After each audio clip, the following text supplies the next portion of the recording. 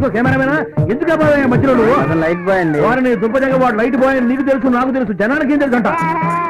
ఇదిగో తిరుగు డబ్బా ఎంతవరకు కెమెరా ఆపద్దు. కానీ కానీ కానీ కానీ నువ్వు కానీ నువ్వు ఎత్తుకో. కబడ్డీ కబడ్డీ కబడ్డీ కబడ్డీ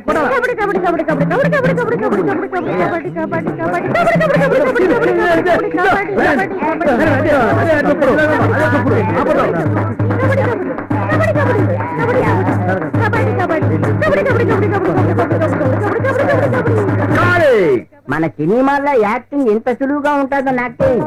లేకపోతే చిన్నప్పుడే వచ్చేసి సూపర్ స్టారా మెగాస్టారా మెగాస్టార్ చిరంజీవినే డామినేట్ చేసేది.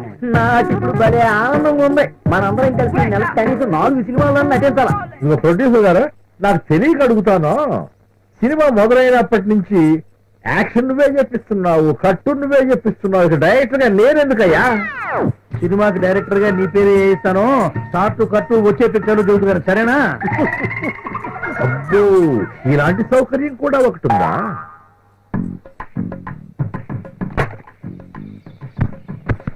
కొబ్బరికాయ గుమ్మడికాయ ఒకేసారి కొడతారేందయ్యా? పొద్దున కొబ్బరికాయ కొట్టం మర్చిపోయావులే. సినిమా మొదలు పెట్టేటప్పుడు కొబ్బరికాయ, అయిపోయిన తర్వాత గుమ్మడికాయ కొట్టడం సినిమా వాళ్ళ ఆచారం. ఒక రోజులో అయిపోయే సినిమా కదా అని చెప్పి 2 ఒకసారి కలిపి కొట్టేవాళ్ళు. అంటే సినిమా అయిపోయింది అనమాట, షూటింగ్. నేనుగా చెప్పేది ఆయన చెబుతాడులే. గురువు గారే, మీరు సినిమా మొదలెట్టిన దగ్గర నుండి చూస్తున్నాడు. సిగరెట్ పేల్చడమే కనిపిస్తుంది కానీ పొగరావడం కనపడండి. ఇది మామూలు. మీరు హోటల్ రూమ్ రెస్ట్ తీసుకోండి. వారం రోజుల్లో ఫస్ట్ కాపీ వచ్చింది. దాన్ని ప్రముఖ నిర్మాత కళ్యాణ్ గారి చేత పంపిద్దాం. తర్వాత అయితే మేము ముగ్గురు మా రూమ్కి వెళ్ళిపోతాం. నేను ఒక మాట చెప్పేదా, మీరు నలుగురు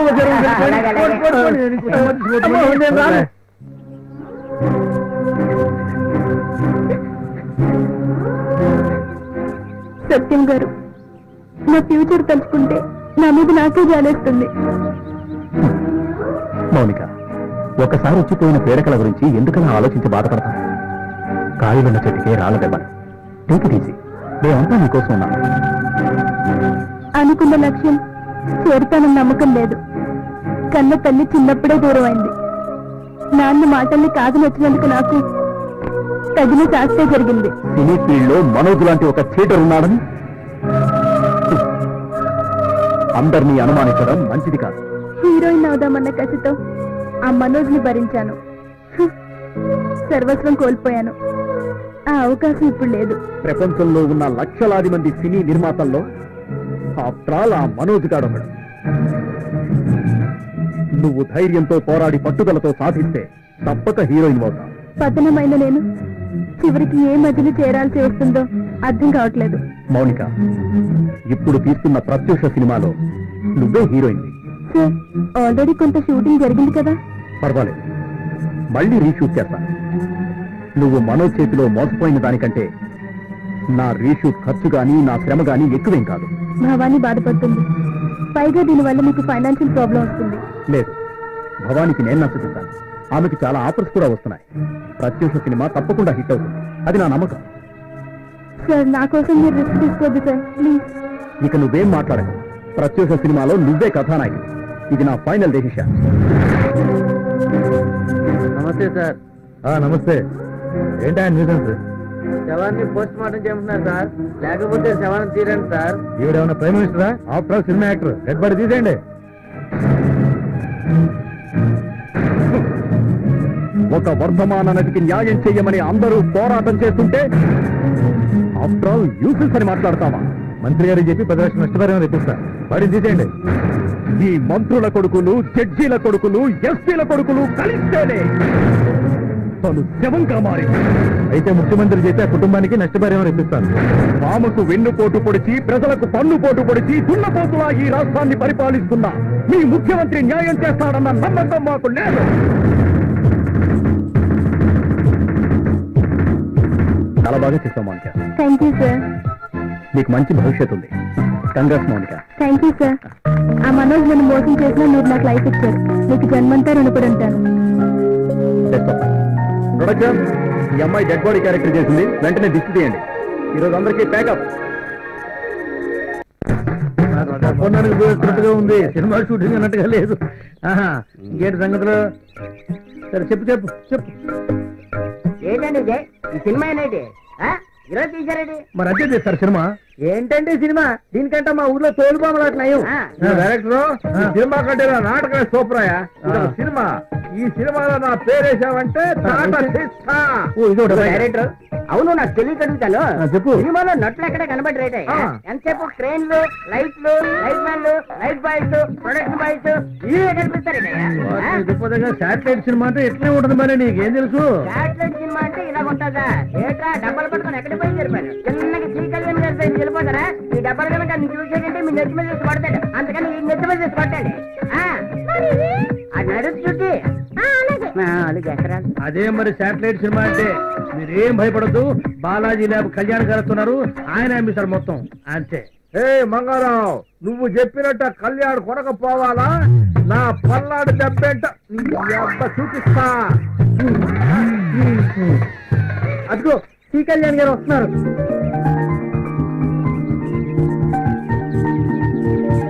ఏ మంగారావు బజ్జీలు బోండాలు అమ్మటం మానేసి సినిమా తీసావంట? పోయిన వారం మొదలు పెట్టాను.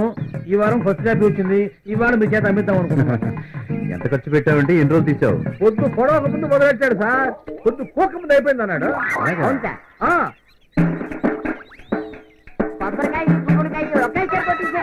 అదేం సినిమా మంగారావు? శాటిలైట్ సినిమా అన్న 15 లక్షలు ఖర్చు అయింది. అదేమిటయ్యా? నిర్మాతలు దర్శకులు రచయితలు అందరూ చేరి నెలల తరబడి కష్టపడి కథను తయారు చేసుకుంటారు. మంచి మంచి నటుల్ని టెక్నీషియన్ని సెలెక్ట్ చేసుకుని కోట్లు ఖర్చు పెడతారు. మంచి మంచి సినిమాలు తీస్తారు. నీలాంటి వాళ్ళు వచ్చి ఈ రోజు ఇలాంటి పిచ్చి పిచ్చి సినిమాలు తీసి నిర్మాతల దర్శకులు పరువు పోగొట్టద్దు మంగారావు. ఇదిగో ఈ సత్యంలాగా మంచి మెసేజ్ ఇచ్చే సినిమా తీయకపోయినా పర్వాలేదు కానీ ఇలాంటి చెడ్డ సినిమాలు మాత్రం తీయబాకు. అయితే ఈ సినిమా పనికిరాదంటావా కళ్యాణన్న? ఖచ్చితంగా పనికిరాదు. ఎట్టి పరిస్థితుల్లోనూ కొనరు. మీ అందరికీ చెప్తున్నాను. ఇదిగో జాగ్రత్తగా వినండి. ఇలాంటి మోసగాళ్ళని మీరు నమ్మొద్దు. హాయిగా మీరు మీ ఊరెళ్ళి హ్యాపీగా బతకండి. ఇలాంటి వాళ్ళని నమ్మొద్దు. వస్తా. ఏటీలో చెప్తే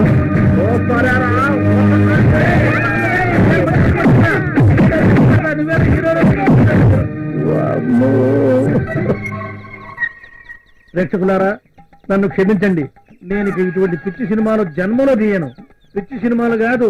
నేను నా బజ్జీలు గారెలు అమ్ముకుంటాను తప్ప సినిమాల జోలికి పోలే పోను.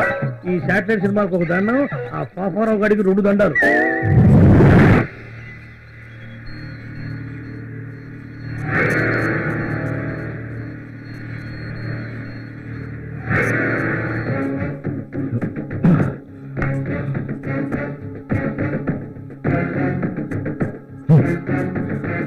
ఆ సచిన్ వాడు మన కొంత ముంచాడు రా.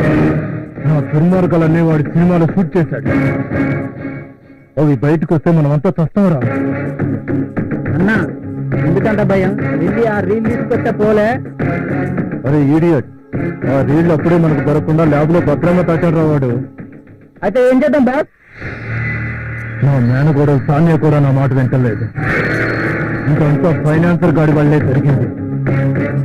వాడు డబ్బు ఇవ్వకపోతే ఆ సత్యం వాడు సినిమా తీసేవాడు కాదు. అంతేకాదు హీరో ఆకాష్ కూడా వాళ్ళకి సహాయం చేస్తున్నాడు. వదిలిపెట్టకూడదు. ఎవరిని వదిలిపెట్టకూడదు. వాళ్లే కాదు, ఆ భవానీ కూడా నా సినిమాలో నటించనుంది. అది నటిస్తే ఆ స్టేట్ చమల్లాల్ గడు కోట్ల రూపాయలు ఇస్తా అన్నాడు. సరిపోయింది. వదలను, వాళ్ళెవరిని వదలను. అన్నా అయితే ఏం చేద్దామన్నా? మన సినిమాలో నటించమని సాన్యాకి భవానీకి వార్నింగ్ ఇద్దాం. మరి ఆకాష్ గారి సంగతో? సినీ హీరో ఆకాష్ గారు వాడి సినిమాలేదో వాడు చూసుకోకుండా నా లైఫ్ లో ఎంటర్ అవుతాడా? వాడిని వదలను. వాడికి లైఫ్ లేకుండా చేస్తాను.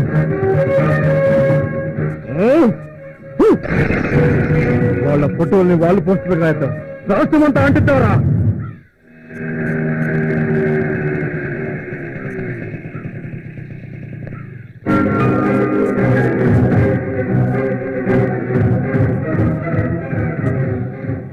ఓహో, మీరు ఎంతమంది ఏకమైనా నన్ను ఏం చేయలేదు. కారణం ఏంటో తెలుసా? మీ చరిత్రలు ఫోటో రూపంలో నా దగ్గర భద్రంగా ఉన్నాయి. నువ్వు ఇక్కడి నుంచి వెళ్ళిపో. నీకు నాతో మాట్లాడే అర్హత లేదు, నాకు టైం లేదు. తప్పుకోను.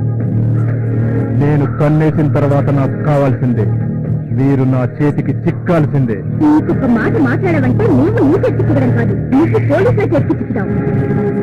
పోలీసులు పిలుస్తారు, చూడవండి. నేను జైలుకి వెళ్ళడానికైనా సిద్ధమే, కానీ మీ ఫోటోలు గోడల మీదకి ఎక్కుతాయి. అందుకు మీరు రెడీయేనా? నువ్వు ఎంతమంది అమ్మాయిల జీవితం నాశనం చేశావో నాకు బాగా తెలుసు, కానీ నేను అలా చేయడానికి సిద్ధంగా లేను. నువ్వు ఏం చేయాలనుకుంటున్నావో చేసుకోపో. ఈ మనోజ్ తన కోసం మాత్రమే బతుకుతాడు. తను సుఖంగా బతకడానికి అవసరమైతే కన్న తల్లి పాలను, కట్టుకున్న దాని కన్నీళ్లను, తోడబుట్టిన దాని సౌభాగ్యం కూడా అమ్మేస్తాడు. మీరు లెక్క. మా వెంట ఎందుకు పడుతున్నావు? అసలు నీకేం కావాలి? అసలు నీకు ఏం కావాలో చెప్పు. ఇప్పటికి దారిలోకి వచ్చారు. మీ ఇద్దరిని పెట్టి సినిమా తీస్తానని సేట్ చమన్నాలకి మాటిచ్చాను. అందులో మీరు నటించాలి. మీ అందాలన్నీ ఆనబోయారు. అప్పుడు మీ ఫోటోలు మీకు ఇచ్చేస్తాను. ఇక జీవితంలో మీ జోలికి రాను.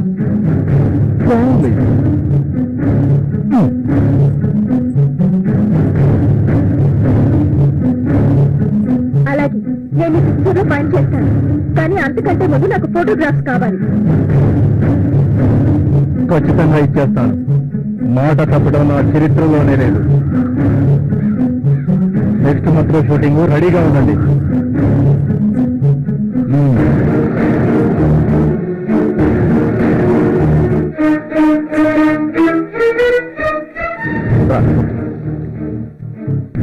ఏంటి డల్గా ఉన్నావు? ఈ రోజు నేను భవానీ వస్తుంటే మా మావయ్య దారిలో మా ఇద్దరికి అడ్డు తగిలాడు. ఓహో, ఈ చంద్రబింబం వాడిపోవడానికి ఆ రాహు కారణం అన్నమాట. నీ కన్నీ నవ్వులాటగానే ఉంటాయి. మనోజ్ మా ఇద్దరిని చాలా సీరియస్ గా వార్నింగ్ ఇచ్చాడు. తన సినిమాలో నటించకపోతే మా బతుకులు బజార్ తీరుస్తాడట. మీరిద్దరు ఆ మనోజ్ గారి సినిమాలో నటించడానికి ఒప్పుకోండి. కాకపోతే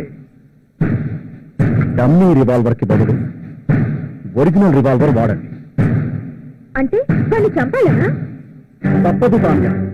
గ్లామర్ పేరుతో కళామ తల్లి కళ్లల్లో రక్తం చిందిస్తున్న ఇలాంటి దుర్మార్గుల్ని అంతం చేయకపోతే సమాజం మనల్ని క్షమించదు.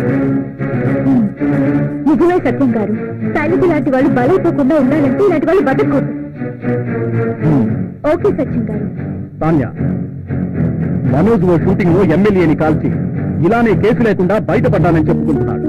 అది నిజం చేద్దాం. మీరు అనాలే కానీ నేను నిత్యం దూకడానికైనా సిద్ధం. ఏం చేయాలో చెప్పండి. నా మాట వినండి తాన్య. నేను అన్ని ఆలోచించి చెప్తున్నాను. ఏది ఏమైనా సరే వాడి సినిమాలో మీరు నటిస్తున్నారు అంతే. అలాగే సత్యం గారు.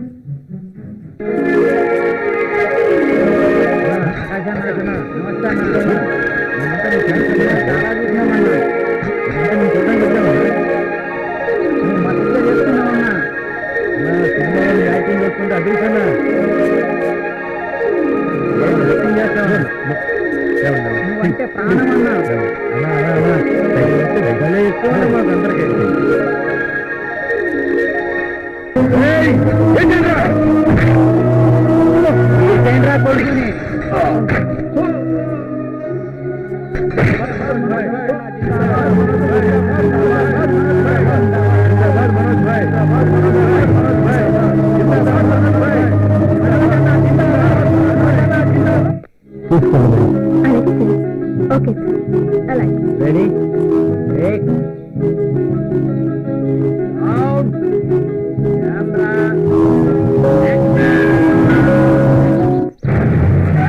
నేను అన్యాయానికి ప్రతినిధిని, అక్రమానికి అధిపతిని, నేర సామ్రాజ్యానికి చక్రవర్తిని. నన్నెవ్వరూ ఏమీ చేయలేరు. లక్షలాది మంది ప్రాణాలు తీసిన హిట్లర్ ముసోలిని కంటే గొప్పవాడివా? వాళ్ళే దిక్కులేని చావు చేశారు. నువ్వొక లెక్క. నీ డ్రామా నాకు బాగా తెలుసు.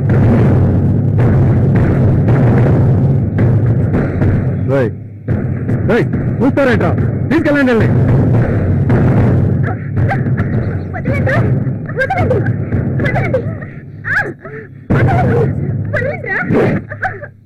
ఇవన్నీ చిన్నప్పుడే చేశాను. వీళ్ళని నిజంగా రేప్ చేసి చంపుతా. లైఫ్ తీయండి రా.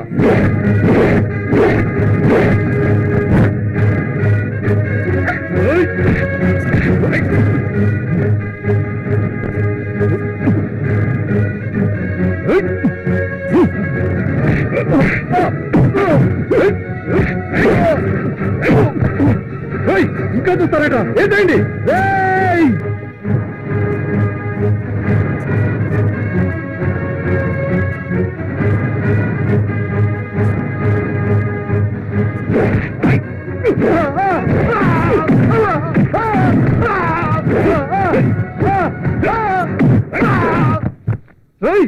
బాంబులేంట్రా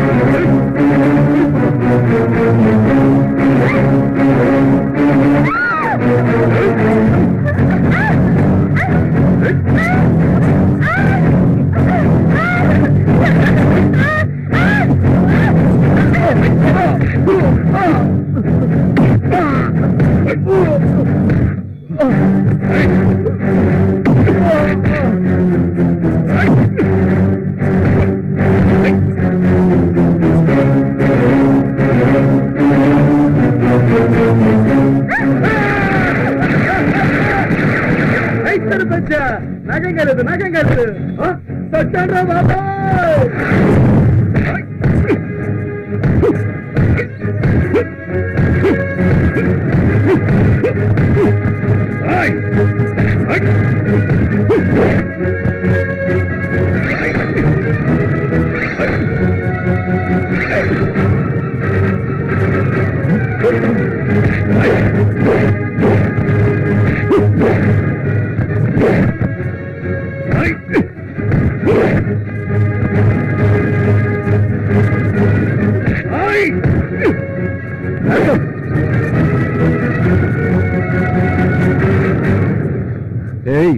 నువ్వు కూడా వచ్చావా సత్యం నీ చరిత్ర ఈ రోజుతో క్లోజ్ నిన్ను ఊరికే వదలనా దేవుని తలుచుకో 1 2 3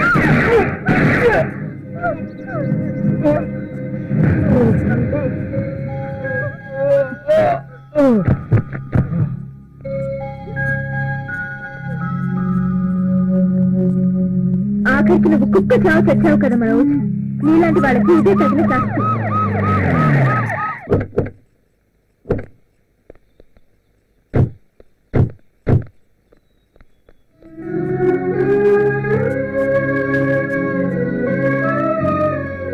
నిజంగా మంచి పని చేశావు భవాని ఇలాంటి దుర్మార్గుని చంపి కళామ తల్లికి ఎంతో సేవ చేశావు చట్టంతో పోరాడైనా సరే నీకు శిక్ష పడకుండా కాపాడుకుంటావమ్మా సత్యం గారు చెప్పింది నిజం మా డ్యూటీ మేము చేస్తున్నాం కానిస్టేబుల్